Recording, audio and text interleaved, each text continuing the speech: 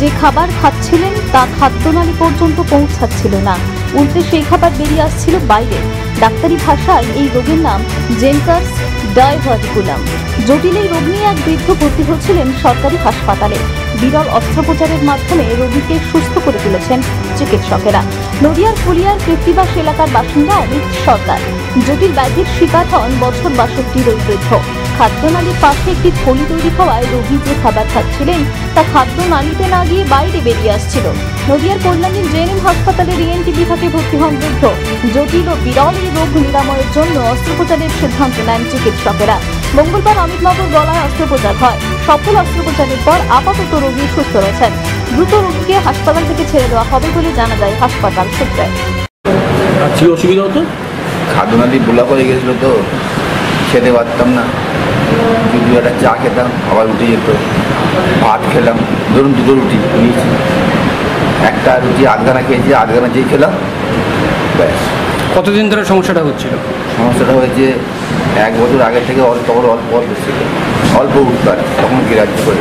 প্রথমে কি কোথাও দেখিয়েছিলেন না সরাসরি জেএনএম এ? না, প্রথমে কোথাও দেখায় এখানেই এসছেন? হ্যাঁ, তারপরে 6 মাস আগে খুব অতিরিক্ত খারাপ হয়ে যায়।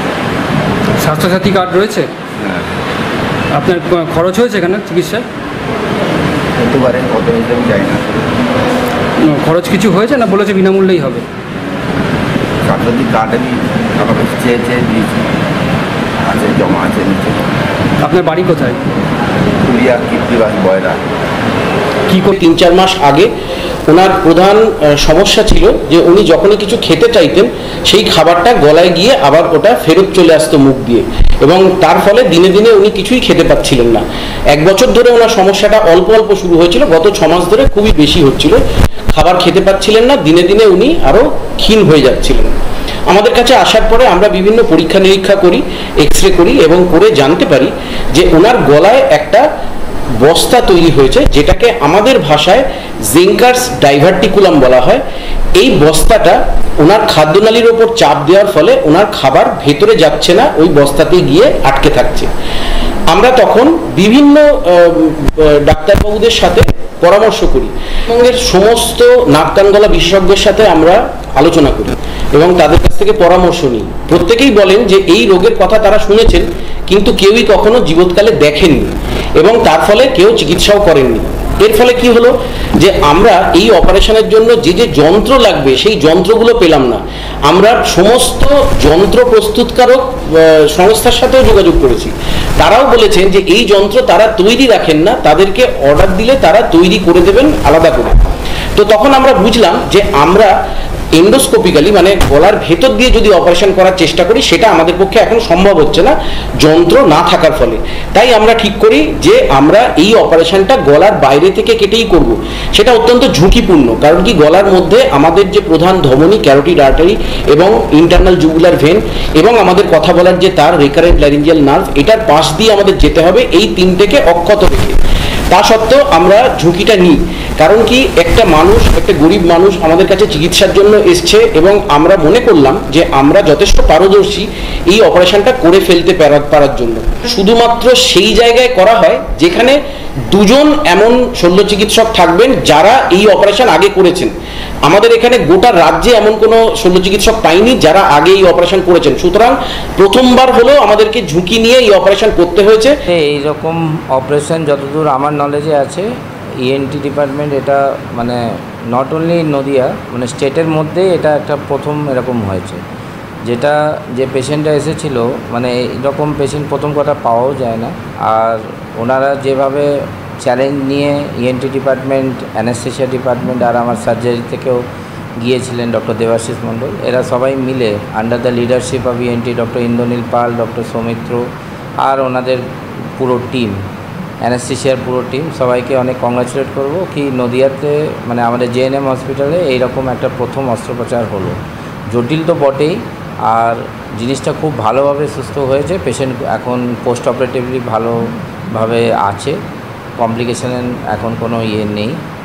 আমি আশা করি এইরকমভাবেই জেএনএম আরও আগে বাড়বে, আরও সব ডিপার্টমেন্টে আরও জটিল অপারেশন যেগুলোর জন্য ওরা সবাই খোঁজে, গাইনি হোক, সার্জারি হোক, ক্যান্সারের হোক, এরকমভাবে চলুক যাতে কি পেশেন্টকে এর জন্যে কলকাতা না যেতে হয়, আর পেশেন্ট আমাদের এখানেই এর পরিষেবা পায়।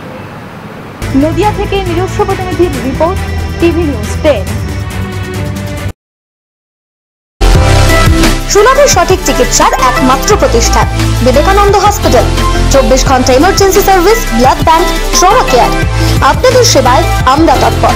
গুণমান ও পরিষেবায় দুর্গাপুর বিধাননগরের ডক্টর জাকির হোসেন এভিনিউর বিবেকানন্দ হসপিটাল শিল্পাঞ্চলের মানুষের মন জয় করেছে।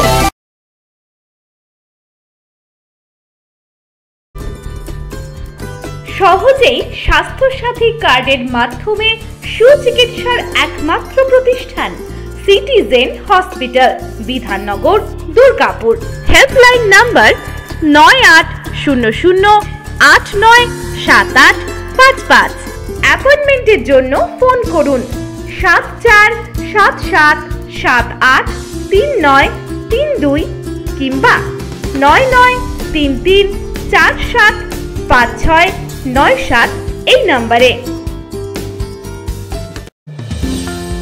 অত্যাধুনিক ডিজাইনের রুচিসম্মত গৃহসজ্জার উপকরণ মানে দুর্গাপুরের কল্পনা স্টিল এন্ড মার্বেলস ও কল্পনা ফার্নিচার। ঘর সাজানোর, চোখ ধাঁধানোর রকমারি আইটেমের মধ্যে আপনি বেছে নিন শুধু সেরার সেরাটি। এখানে আপনি পাবেন বিশ্বমানের সমস্ত ধরনের টাইলস ও furniture, RAK ceramics, Berger paints, Hindware, Nitco, Somany সহ বিভিন্ন বহুজাতিক সংস্থার তৈরি এক্সক্লুসিভ কালেকশন। পাশাপাশি আপনার জন্য কল্পনা ফার্নিচার নিয়ে এসেছে পুচিনা, কার্লন, ইউরেকা ফোকস সহ বিভিন্ন বহুজাতিক সংস্থার আধুনিক মানের আসবাব সামগ্রী। কল্পনা স্টিল এন্ড মার্বেলস ও কল্পনা ফার্নিচারের এক্সক্লুসিভ শোরুম। আমাদের ঠিকানা মুচিপাড়া মার্কেট, দুর্গাপুর 12। আমাদের শাখা রয়েছে বাঁকুড়া, ফিরিঙ্গি, বড়জোড়া, চণ্ডীদাস বাজার, শ্যামপুর মোড়, বিটু বাজার, কাঁচাবেড়িয়া ও দুর্গাপুরে।